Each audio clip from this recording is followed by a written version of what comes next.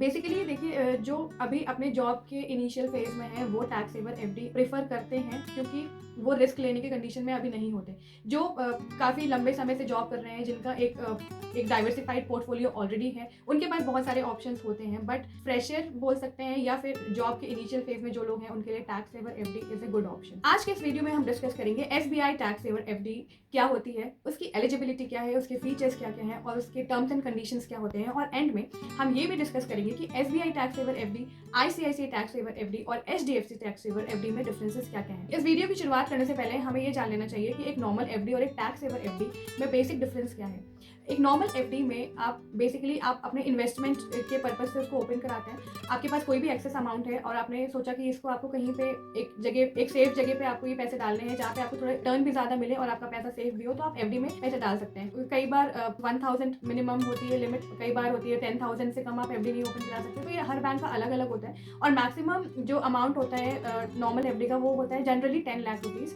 But tax saver FD में आप maximum 1.5 lakh ही जमा कर सकते हैं।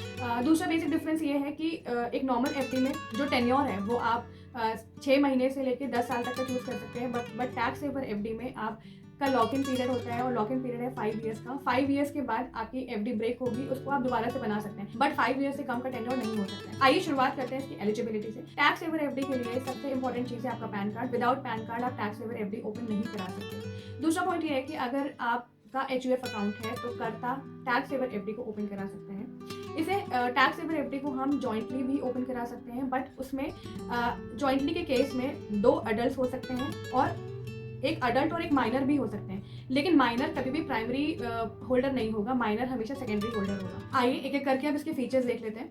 सबसे पहला, इसमें आपको इनकम टैक्स रिबेट मिलते हैं अंडर सेक्शन 80C, और 80C में जो रिबेट लेने की मैक्सिमम लिमिट है वो है 1.5 लाख रुपए। तो जब भी आप टैक्स सेवर एफडी ओपन करा रहे हैं तो ये आपको ध्यान रखना पड़ेगा कि जो आपकी मैक्सिमम लिमिट है उससे आप क्रॉस ना करें। अगर ये मैक्सिमम लिमिट ज़्यादा हो जाता है आपका डिपॉजिट, तो उसमें आपको टैक्स रिबेट नहीं मिलेगा, प्लस जो आपको इंटरेस्ट मिलेगा वो नॉर्मल सेविंग्स अकाउंट का मिलेगा। दूसरा ये है कि इसमें मिनिमम जो लॉक इन टेन्योर है वो है 5 ईयर्स। 5 ईयर्स से कम की आप एफडी ओपन नहीं करा सकते हैं और मैक्सिमम जो टेन्योर है वो है 10 ईयर्स। अगर आप एसबीआई में टैक्स सेवर एफडी ओपन करा रहे हैं तो मिनिमम आप 1000 रुपये से इसको ओपन करा सकते हैं, और अगर आप सीनियर सिटीजन हैं तो उस केस में आपको 10,000 कम से कम 10,000 रुपये की टैक्स सेवर एफडी ओपन करानी पड़ेगी।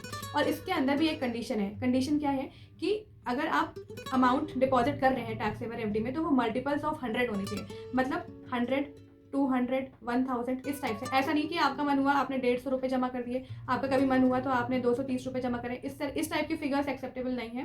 100 के मल्टीपल्स में ही आप टैक्स सेवर एफडी ओपन करा सकते हैं। और इसमें देखिए नेक्स्ट पॉइंट ये है कि 1.5 लाख से ज़्यादा एक फिनेंशियल ईयर में आपका अमाउंट एक्सीड नहीं करना चाहिए। वो मैंने आपको पहले बता दिया। एक फिनेंशियल ईयर में जब भी एफडी की बात आ रही है तो आप उसमें फिनेंशियल ईयर काउंट करेंगे, कैलेंडर ईयर नहीं काउंट करेंगे। फिनेंशियल ईयर मान लीजिए आप 2020 में एफडी करा रहे हैं, तो जो 2020 में जो फिनेंशियल ईयर काउंट होगा वो होगा 1 अप्रैल 2020 से 31 मार्च 2021। तो ये हुआ फिनेंशियल ईयर। तो हमेशा आपको जब भी टैक्स सेवर एफडी करानी है या टैक्स सेविंग के लिए कोई भी आप इंस्ट्रूमेंट यूज़ कर रहे हैं तो उस केस में आपको फिनेंशियल ईयर ही कंसिडर करना चाहिए। और जब बात आती है 80C की, तो आपको ये देखना चाहिए कि जितने भी जगह आपने इन्वेस्टमेंट किया है 80C में टैक्स रिबेट लेने के लिए, तो टोटल 1.5 लाख आना चाहिए। ऐसा नहीं है कि आपने टैक्स सेवर में 1.5 लाख रुपए जमा कर दिए, दूसरी जगह कहीं और आपने कोई इंश्योरेंस ले लिया, उसमें भी आपको 80C का बेनिफिट। ऐसा नहीं है कि आपको मल्टीपल इंस्ट्रूमेंट में 1.5 लाख करके आप मल्टीपल टैक्स रिबेट्स ले सकते हैं, ऐसा नहीं है। मैक्सिमम आपको 1.5 लाख की रिबेट मिलेगी और वो आपको फिर देखना पड़ेगा कि आपके लिए बेस्ट ऑप्शन क्या है। ड्रॉबैक ये है कि जो भी आप डिपॉजिट पे आपको इंटरेस्ट मिलेगा वो टैक्सेबल होता है। ये नॉर्मल एफडी में भी जो आपका इंटरेस्ट होता है, इंटरेस्ट अमाउंट होता है वो टैक्सेबल होता है, एंड इसमें भी आपका जो इंटरेस्ट अमाउंट है वो टैक्सेबल है।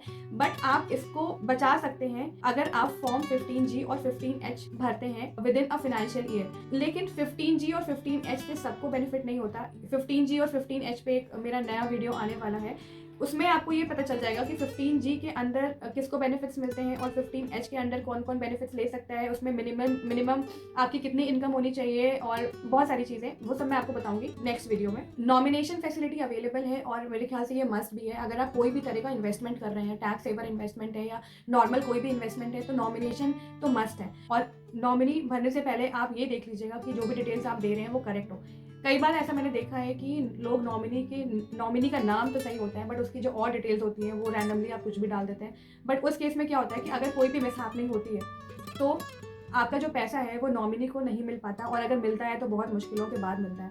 तो नॉमिनेशन बहुत ज़रूरी है, नॉमिनी का नाम ही नहीं, बाकी उसकी सारी डिटेल्स आप प्रॉपर्ली फिल करिए। देखिए, loan facility is not available. जो नॉर्मल एफडी होती है उसके अगेंस्ट में आप लोन ले सकते हैं, जिसे हम कहते हैं लोन अगेंस्ट एफडी या फिर ओवरड्राफ्ट बोलते हैं। बट ये जो टैक्स सेवर एफडी है उसमें आप लोन, उसके अगेंस्ट में आप लोन नहीं ले सकते हैं। और अगर जैसे मान लीजिए कि आप कहीं जॉब कर रहे हैं, आप एक सिटी से दूसरे सिटी शिफ्ट हो रहे हैं, या फिर एक ही सिटी में एक जगह से दूसरी जगह शिफ्ट हो रहे हैं, तो आप चाहें तो इसे अपने नियरेस्ट ब्रांच में ट्रांसफ़र भी करा सकते हैं। 5 साल से पहले आप निकाल नहीं सकते, इसका लॉक इन है, ये मैंने आपको अभी बताया पहले। आगे देखिए, इसके टर्म्स एंड कंडीशंस में भी यही मैंने लिखा है कि अगर अकाउंट होल्डर की डेथ हो जाती है तो मैच्योरिटी के पहले नॉमिनी या फिर जो जॉइंट होल्डर है वो इस पैसे को निकाल सकता है, और जो भी एप्लीकेबल रेट ऑफ इंटरेस्ट है वो आपको मिलेगा। तो सिर्फ एक ही कंडीशन है, जब आप 5 साल से पहले इस पैसे को विड्रॉ कर सकते हैं, अदरवाइज ये पैसे किसी भी हाल में 5 साल से पहले विड्रॉ नहीं हो सकते। अब अगर हम बात करें कि हमें टैक्स सेवर एफडी कहाँ पे कराना चाहिए, इन कुछ डिफरेंसेस हैं। SBI tax saver FD, HDFC tax saver FD और आईसीआईसी टैक्स सेवर एफडी। अगर हम देखिए मिनिमम डिपॉजिट की बात करें तो एसबीआई में मिनिमम 1000 से टैक्स सेवर एफडी ओपन करा सकते हैं। एचडीएफसी में आप 100 रुपए से टैक्स सेवर एफडी ओपन करा सकते हैं, लेकिन आईसीआईसीआई में आप 10,000 से ही टैक्स सेवर एफडी ओपन करा सकते हैं। दूसरा डिफरेंस हम देख लेते हैं इंटरेस्ट रेट का। एसबीआई, एचडीएफसी एंड आईसीआईसीआई, अगर आप एसबीआई में अपना टैक्स सेवर एफडी ओपन कराने के लिए इंटरेस्टेड हैं और आप जनरल कैटेगरी में, जनरल कैटेगरी का मतलब आपकी एज लेस देन 60 ईयर्स है, तो अभी का जो रेट ऑफ इंटरेस्ट है वो है 6.5%, और सीनियर सिटीजन्स के लिए जो रेट ऑफ इंटरेस्ट है वो है 7%। एचडीएफसी और आईसीआईसीआई का जो रेट ऑफ इंटरेस्ट है वो सेम है।